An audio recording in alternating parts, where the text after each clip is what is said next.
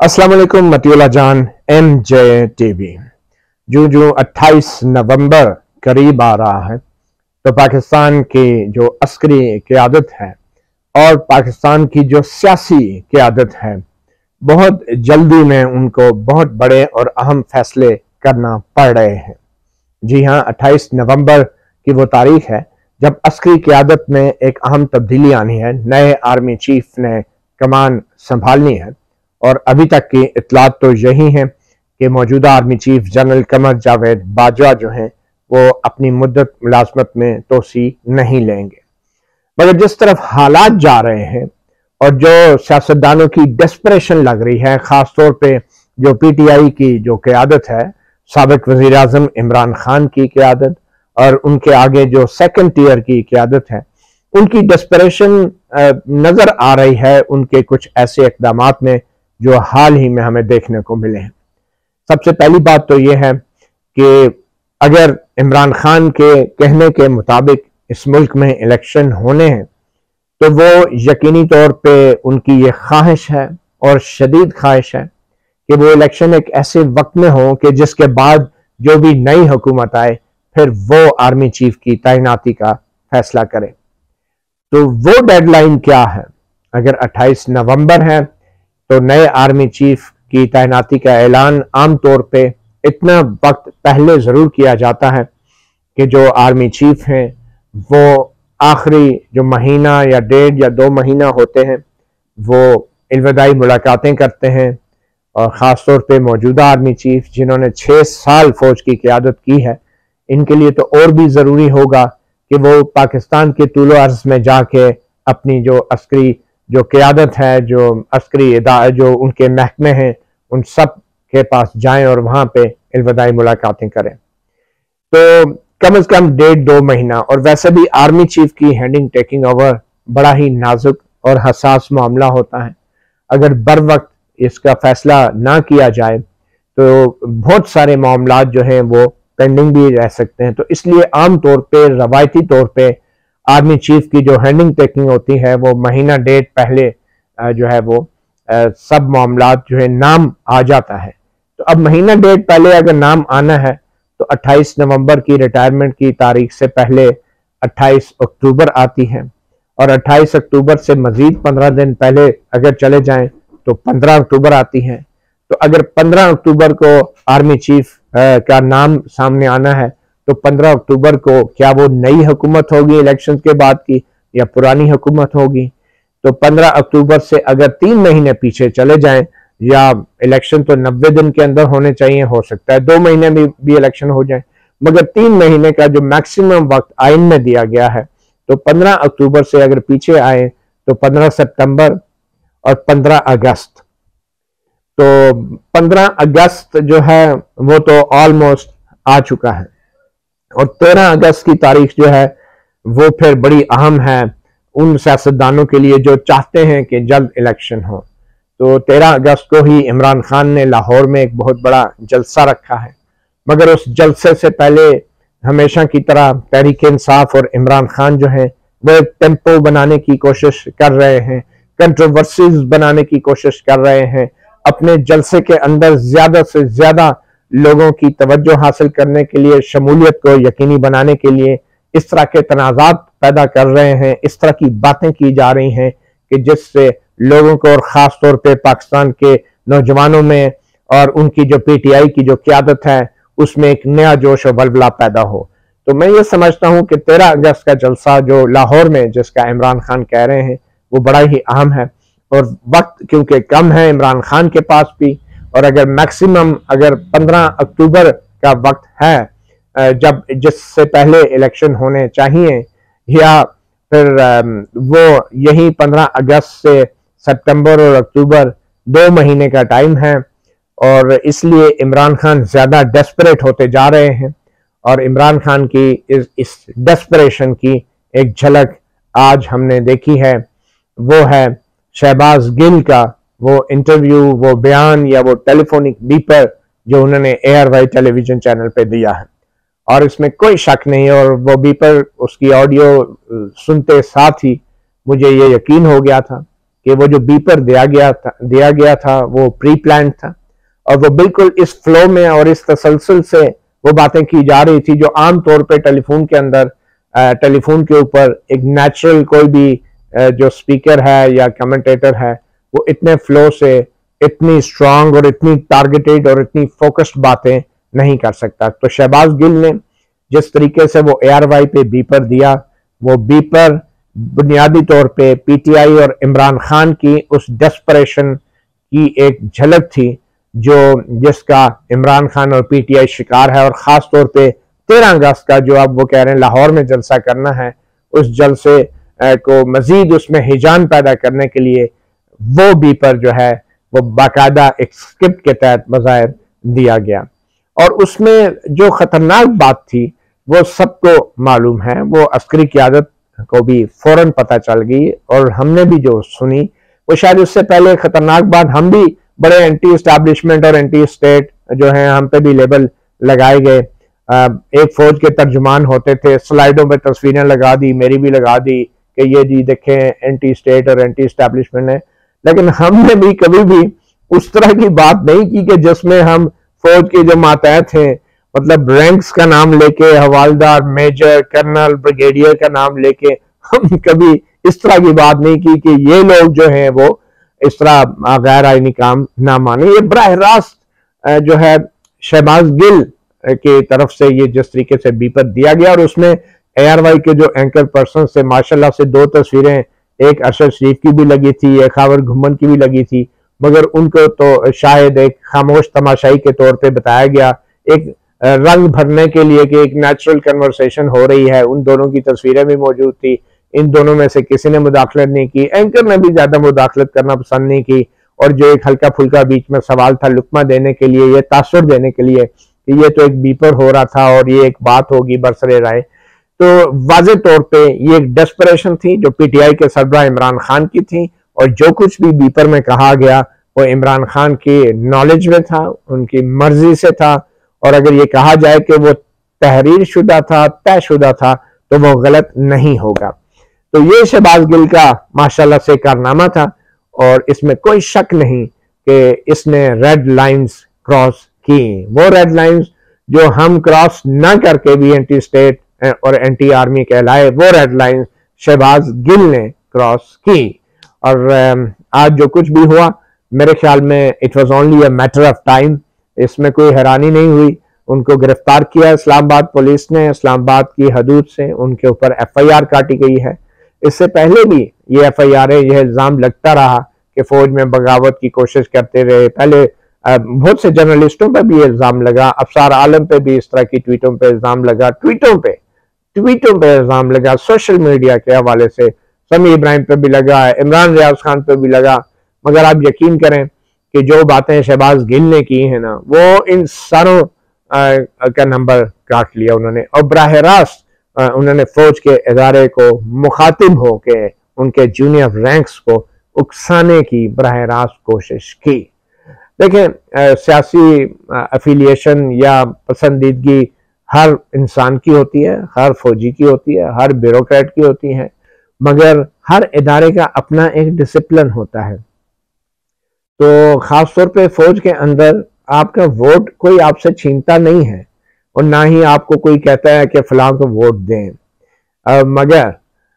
یہ کہنا اور یہ توقع کرنا کہ آپ اپنی کسی کو ووٹ تو دینا چاہتے ہیں لیکن ساتھ میں آپ حکم ماننے سے انکار کر دیں اپنے سپیریئرز کے، یہ تو انتہائی خطرناک بات ہے۔ میں اس لیے اس کو خطرناک سمجھ رہا ہوں اور بہتر سمجھتا ہوں کہ میرے والد صاحب بھی فوج میں کرنل ریٹائر ہوئے، بھائی بھی میجر ریٹائرڈ ہوئے، اور میں خود بھی فوج میں کافی عرصہ رہا، اور مجھے بطور کورٹ رپورٹر بھی ایک لیگل بیک گراؤنڈ بھی مجھے اندازہ ہے کہ فوج کے اندر سب سے سینسٹیو جو ماحول ہوتا ہے اور فوج جس کے حوالے سے سب سے زیادہ حساس ہوتی ہے وہ یہ بات ہوتی ہے کہ فوج کے اندر جب کوئی سینئر آفیسر بھی اپنے سے جونیئر آفیسر، یعنی اگر کوئی جنرل جو ہے اگر کسی بریگیڈ کمانڈر کو بائی پاس کر کے کوئی اگر کور کمانڈر اور وہ ڈائریکٹ کسی یونٹ کو آرڈر دیتا ہے کہ بھئی آپ یہ کر لیں، تو اس میں بھی پرابلم کھڑا ہو جاتا ہے. وہ بریگیڈیئر بھی کہتا ہے کہ جی آپ نے مجھے بائی پاس کیسے کیا. تو یہ شہباز گل کی جو میں کہوں گا تقریر تھی، اور وہ بھی نیشنل ٹیلی ویژن کے اوپر، ایک پرائیویٹ ٹی وی چینل کے اوپر، ساری دنیا میں جو ہے یہ دیکھی جا رہی تھی. اس میں جس طرح کے انہوں نے الفاظ استعمال کیے اور جونیئر افسران کو اکسانے کی کوشش کی، تو اس لیے میں کہتا ہوں کوئی حیرانی نہیں ہوئی کہ ان کے خلاف ایف آئی آر کٹی. اور یہ ایک اچھی بات یہ ہوئی کہ باقاعدہ پرچہ کاٹا گیا. ٹھیک ہے، کیونکہ ایک وقت تو ہوتا تھا نا کہ بس آپ کو اٹھا لیا گیا اور 2 دن بعد پتا چلا کہ آپ کے غداری کا مقدمہ ہے، مگر پرچہ کاٹا گیا. ایک پریس کانفرنس ہوئی اور اب عدالت میں ان کو پیش کیا جائے گا، اور وہاں پہ ان کو وکیل کی سہولت بھی ہوگی. اور میرے خیال میں اداروں کی طرف سے، حکومت کی طرف سے ذمہ داری کا مظاہرہ کیا گیا ہے، فوری طور پہ مطلع کیا گیا ہے لوگوں کو کہ کیا جرم سرزد ہوا اور پھر حکومت نے کیا کارروائی کی. تو میں یہ سمجھتا ہوں کہ یہ سب کھیل ہے اس ڈیسپریشن کا جس کا شکار عمران خان ہے، اور اس ڈیسپریشن کے ذمہ دار اگر یہ کہا جائے کہ شاید کچھ ایسے ایلیمنٹ ہو سکتے ہیں ادارے کے اندر جن کے حوالے سے عمران خان کو کچھ غلط فہمیاں ہیں. اور ہم نے دیکھا کہ جو ریاکشن ہوا ہے شہباز گل کی اسپیچ کے اوپر، یہ ریاکشن تو ہم نے دیکھ لیا، مگر لگتا یہ ہے کہ 24 گھنٹے پہلے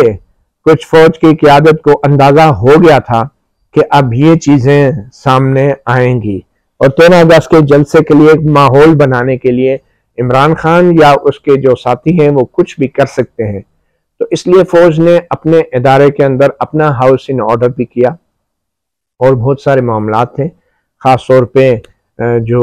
طالبان کے حوالے سے صورتحال کو اتنی مثبت بنتی نظر نہیں آ رہی تھی، بلکہ خراب ہو رہی تھی. سوات کے اندر جو کچھ ہوا، جو سانحہ ہوا، ٹریجڈی ہوئی، جو حملہ ہوا سیکیورٹی فورسز کے اوپر،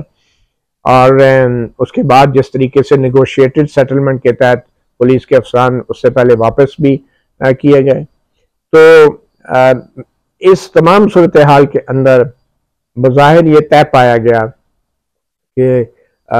اب وہ پہلے والی جو اہم ذمہ داریاں فوج کے اندر تفویض کی گئی تھی اعلیٰ قیادت کو، اب وہ مزید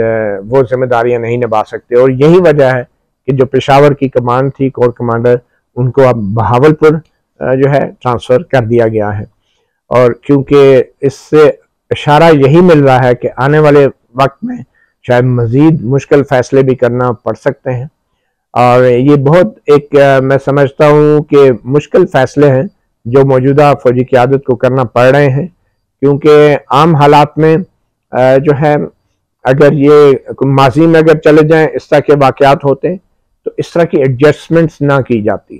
برداشت نہ کیا جاتا. اس اعلیٰ ترین سطح پہ اگر کسی قسم کی بھی کچھ ایسی فوج کے اندر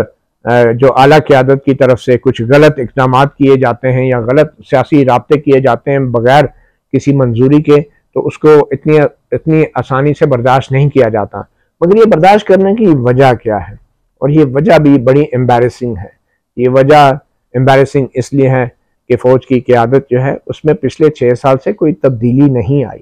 اور اب جو کچھ بھی ہو رہا ہے اس کا الزام آپ براہ راست کسی اور پہ نہیں ڈال سکتے. آپ کو اپنی غلطیوں کو بھی سمجھنا ہے، اور میرے خیال میں غلطیوں کا ادراک ضرور ہو رہا ہے، اور یہی غلطیوں کا ادراک تھا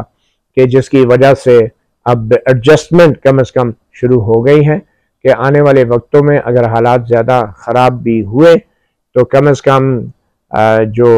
اسلام آباد جو سیٹ آف دا گورنمنٹ ہے وہ سیکیور کرنا جو ہے ہمیشہ ترجیح رہے گی. اب اس سے زیادہ کیا بات کی جا سکتی ہے؟ میرے خیال میں عمران خان صاحب اب 13 اگست کو جو تقریر کریں گے ساری نظریں اب اس تقریر کے اوپر ہوں گی، اور اس تقریر میں وہ کیا کہتے ہیں. ان کے چیف آف سٹاف جو ہیں،